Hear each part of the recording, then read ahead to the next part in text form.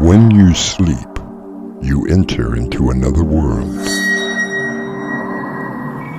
Beyond that world lies the doorway to nightmare.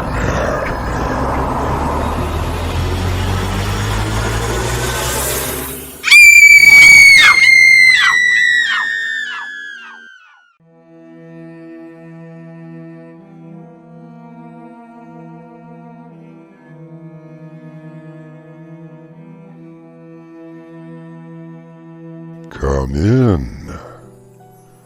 Welcome. I'm your host for the Doorway to Nightmare.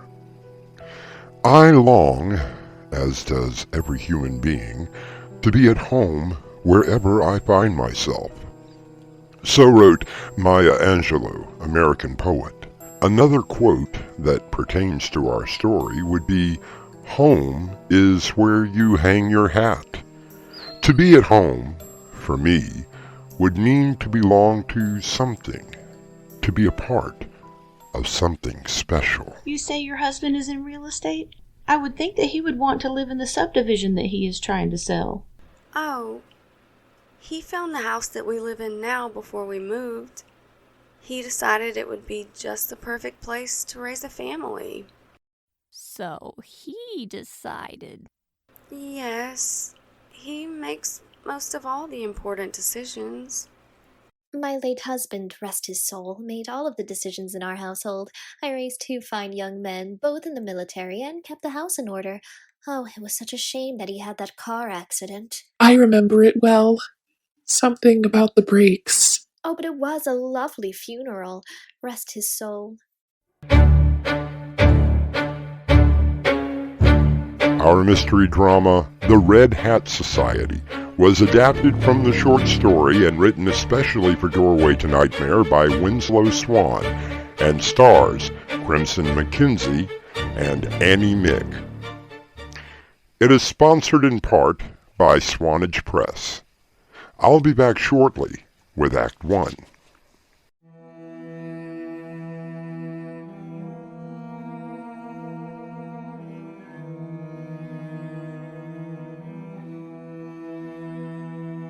Moving to a new location can be somewhat traumatic to most people. There is, of course, finding a place to live, getting to know people, and the simple task of fitting in. Why, yes, I have 2 sweet little kittens. I love to Oh, knit I and love crochet. lasagna. Oh, I like to I just love to see, or I just can't stand it when people do this. gardening. I can't stand gum chewers. And I'm the Widow Nix. Very pleased to have you here. Ladies, I now call this meeting of the Red Hat Society to order. Let's begin with the Widow Terrance reading the minutes from our last meeting. At our last meeting, we discussed the bake sale that raised a little over $300 for the new music room at the high school. Widow Nick suggested a haunted house Halloween party as a possible fundraiser to be held this October for the Veterans Fund. The motion was carried and the Widow Nix was named as chairman for that committee. That was the only new business that was discussed, and we adjourned the meeting. Thank you, Widow Terrance. Now, before we open the floor for any new business, I would like to introduce a special guest, Mrs. Laura Daniels. Oh, please. That's not necessary. I'm thankful you invited me to come, Mrs. Dale. She's been my next-door neighbor for the last 6 months. Oh, did you buy the Oldfield place? Yes, it's a little larger than what I wanted, but my husband insisted. Do you have any children? Not yet. My husband wants a large family. I would settle for 1 healthy child. Children are overrated. They're all born defective. As children. Would it not be more expedient coming out as 18-year-olds and knowing everything? Teenagers already know everything. Now, before we overwhelm our guest, why don't we introduce ourselves? Of course, you know me, the Widow Dale. Oh dear, well, I'm Widow Terrance, the secretary, although I don't know why. I'm the Widow Johns. I'm the Widow Styles. And I'm the Widow Nix. Very pleased to have you here. I'm the Widow Adams. Thank God. All right, ladies, let's get on with our meeting.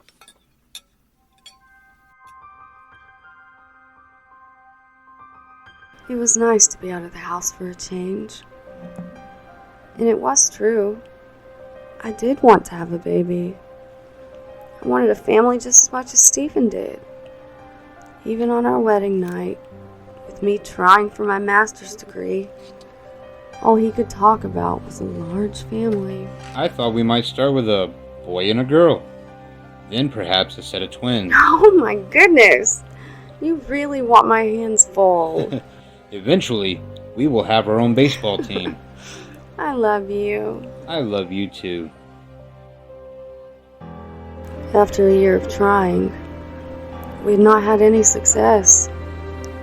Only a year married, and I began to notice the change in Stephen. Perhaps you should go and see a doctor. I've been to the doctor, Stephen. He said that I should have became pregnant on our wedding night. He suggested that maybe you should come get tested. Are you saying that there is something wrong with me? No, of course not. Then perhaps you should go and see another doctor. It won't hurt to get a second opinion. Doctors can be wrong, you know. Are you all right, dear? What? Oh, I'm sorry. I guess my mind wandered a little.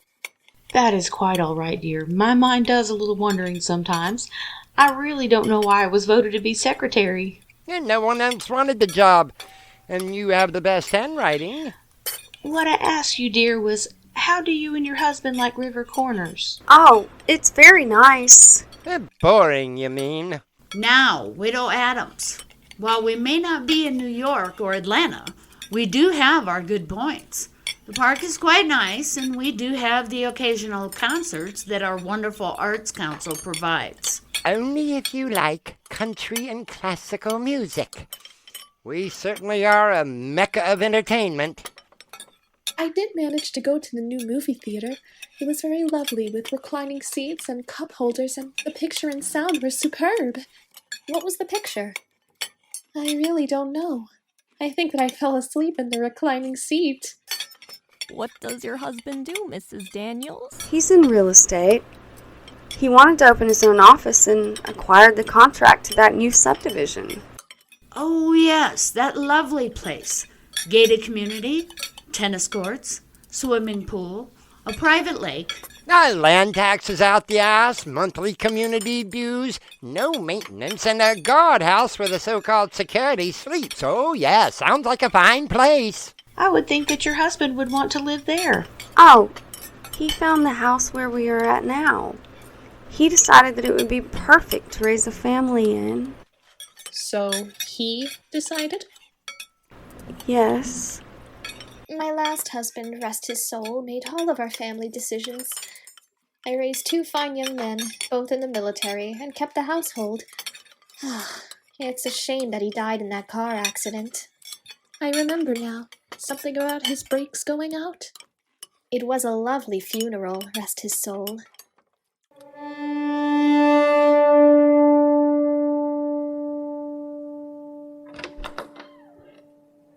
Laura, you home? In here? I have a surprise for you. Oh, I have one for you as well. We are moving to River's Corner. Where? Oh, you are going to love it. Plenty of fresh air, lots of things to do, and the best part, I have already found a house. Stephen? I wonder if we could talk about it first. Nothing to talk about. I have already arranged everything. The closing papers were signed, and I thought it would take at least a month to pack everything. That's when the movers will come, next month. It's just that this has come as a surprise. Well, of course it has. You know I love to surprise my beautiful wife and the future mother of our children. I also understand that there is a doctor who is somewhat of a genius. Perhaps he can tell you why you can't get pregnant.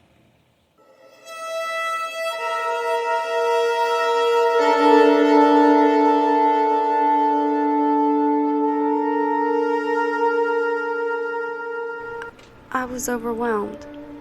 Stephen didn't even want to hear my news. I looked at the letter that I'd received just that morning. With my master's in forensic science, I had been offered the job as head of the department for the local sheriff's office. An impressive salary, my own department, my own office, all of it slipping away. I saw my degree gathering dust in a box in some small town that I'd never even heard of, 2 billion miles away from the nearest forensic lab, and I hated him for it. Albert Einstein once said, "If you want to live a happy life, tie it to a goal, not to people or objects." It seems that Laura has unwillingly tied herself to her husband. Perhaps the ladies of the Red Hat Society can help her untangle the knot. I'll be back with Act 2 shortly.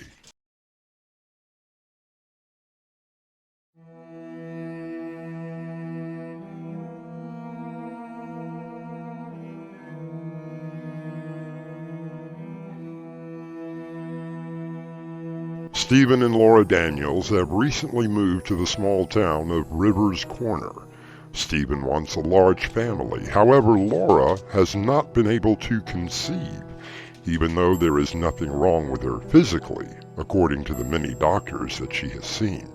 Her neighbor, the widow Dale, has invited her to join the Red Hat Society. So tell us, Laura, has your husband been doing well in his real estate business?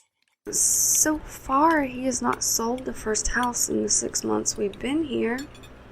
Things are getting pretty tight. Are you employed, dear? Oh, my husband would rather I not work. Oh, that was what my husband told me, rest his soul. He thought that the woman's place was in the home. Not for me, mind you. I built up my own business, and damn whatever he had to say. You do make the best cupcakes, dear. Oh, I suppose that he was still trapped in those societal rules that he had seen as a child. Rest his soul. What happened to him? Fell off the roof. Slipped on the ladder and broke his neck. Rest his soul. It was a terrible accident, but these things do happen. It was a lovely funeral. Rest his soul. At least it was over quick for him. My poor Harry, rest his soul, burned alive when the house caught fire. They said it was a faulty gas line, and you know how he loved his cigars. So, you really are all widows. So why do you think we call each other that, girl? You see, my dear, I started this society 3 years ago. I was lonely after my dear William, rest his soul, passed away 2 years ago. There I was in that lonely old house with my pension and a hefty life insurance policy. I decided that there must be other lonely women in this town with the same problem, so I began contacting certain ladies who might want to have a monthly luncheon and perhaps help each other. I'm so sorry about your husband. My husband was a complete narcissistic know-it-all, royal pain in the lower region. I also threw a party when he passed. Rest his soul. If you don't mind me asking, how did he die? Fell into the lake while he was trying to catch the big one. I tried to warn him not to wear those slick shoes. Rest his soul. It was such a lovely funeral. I so wish that my Richard had a lovely funeral. Rest his soul. We had that memorial service for him, remember? I'm sure that he would have appreciated it, rest his soul. Oh, you can't have a proper funeral without a body. Besides, the explosion took care of that. Explosion? It was a most tragic accident. Someone had taken some dynamite and... Martha! Oh, yes. There was a ruptured gas line in the car. My poor Richard turned the key, and that was the end of that, rest his soul. Widow Terrance, did your husband die in an accident as well? Oh, heavens no, dear. He passed after a rather short battle with cancer. He was in so much pain, rest his soul. tell us more about your dear Stephen? There really isn't any more to tell. He loves me. He provides a good home and is very caring. He really does love me in his own way. Will you excuse me? I thought that I might find you in the ladies' room. There, dear. There isn't anything to get upset over. I'm so sorry. You've been so nice to invite me to your luncheon, and here I am with morbid curiosity about your husband, and I don't even own a red hat. Oh, my dear girl. You have absolutely nothing to be sorry about. I brought you here for a specific reason. I wanted to show you that you are not alone. We help each other out. What made you think that I needed any help? I have lived next door to you ever since you arrived. You don't think I know you need some help? I still don't know what you mean. Here, dry your tears. I think I know a good candidate for the Red Hat Society. When I see one.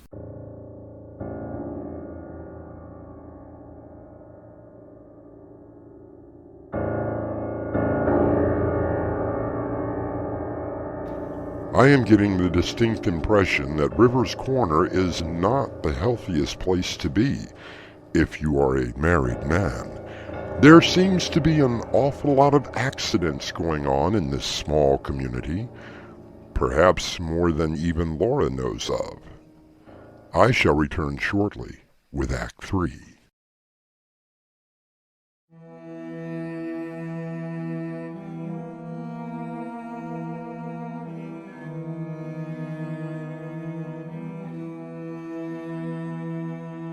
Six elderly ladies have formed what they call the Red Hat Society.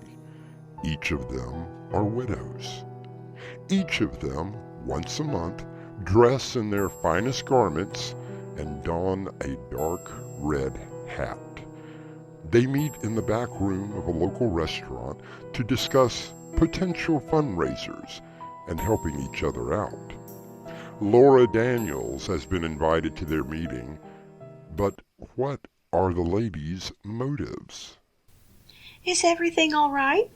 Yes, everything is fine. Laura just needed a moment to herself. I'm fine now. Splendid. We were all a little worried. No, it's okay.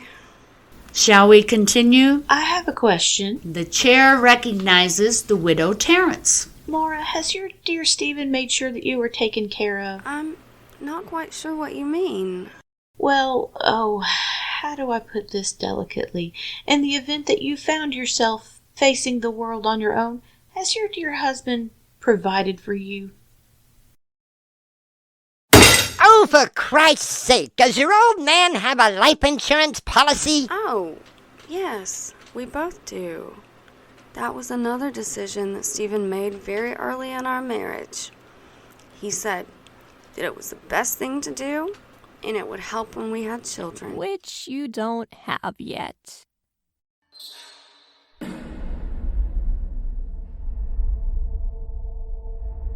It was all Stephen ever talked about, having children. It began to grate on my nerves every time that he brought it up. A week after we moved to River's Corner, he started it all over again. Good morning. How is my future mom-to-be? I'm fine. Coffee? Yes, that would be wonderful. Oh, by the way, you have a doctor's appointment this afternoon. I haven't made any appointment with a doctor. I already took care of that for you. You know, about your little problem. Oh. Is he going to test both of us? Now, I thought we had already discussed that matter. Yes, Stephen, you're right. I have right. told you that there isn't anything wrong with me. I am in perfect health. Yes, Stephen. Which would logically mean that the problem lies somewhere within you. Now, Do I have to make you understand that yet again? You know how much I hate to help you to understand. No, Stephen. I understand. Frankly, I would have thought that the last time would have been enough understanding. I do, Stephen. I really understand. What exactly do you understand? That I need to go see a doctor. Well then, that is settled. I will pick you up for the appointment this afternoon. Ladies, I do believe that it is time that we come to a decision. Laura, would you please wait outside for just a moment while we discuss some personal society business?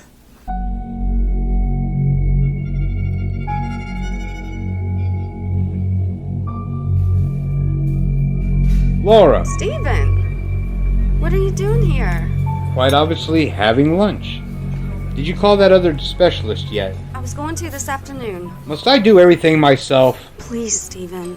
Not in public. I can't speak to my own wife in public? Please, just lower your voice. I will call the doctor for you, yet again, and I expect you to be home when I arrive. Do you understand that? Yes, Stephen. I'm almost finished here. Yoo-hoo! Laura! We're ready, dear. Please, Stephen. You're hurting my arm. Is that how you talk to your husband? Please let go. No, please let go. I'll be there soon. Man, please go back to lunch. Of course. Anything for my darling wife.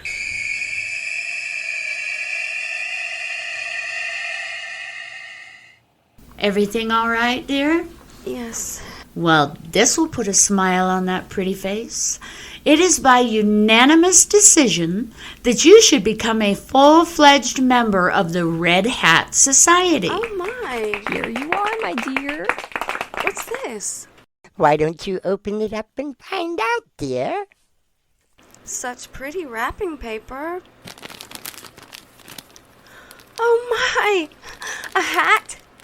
A red hat? I picked it out, dear. I hope that it fits. Oh, thank you. Thank you so much. Now, ladies, we only have one more piece of business to discuss. Who would like to volunteer the arrangement of Stephen Daniels' accident? Rest his soul.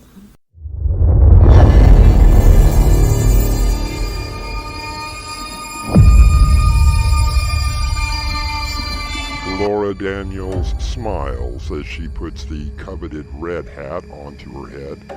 She smiles again as she sees every hand go up to help her with her little problem. I shall return with a final word shortly.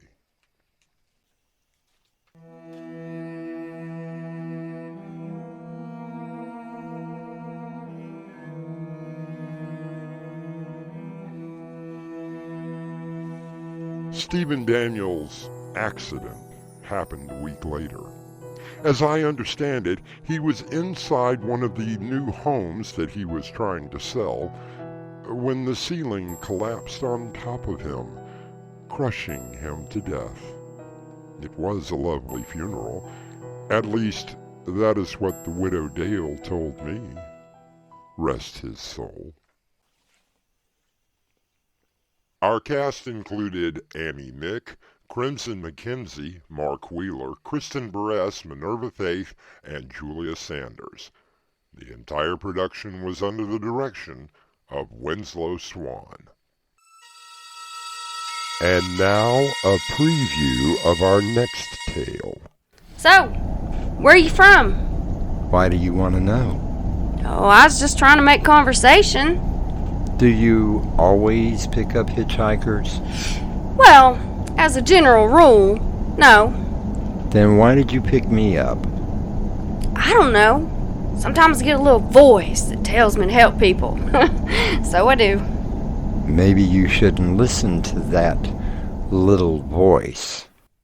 Doorway to Nightmare is brought to you in part by SWANNAGE Press. This is your host, inviting you to return with us through the doorway to nightmare for another adventure into the world of your terrifying imagination. Until next time, slumber peacefully. Epilogue. The butler did it.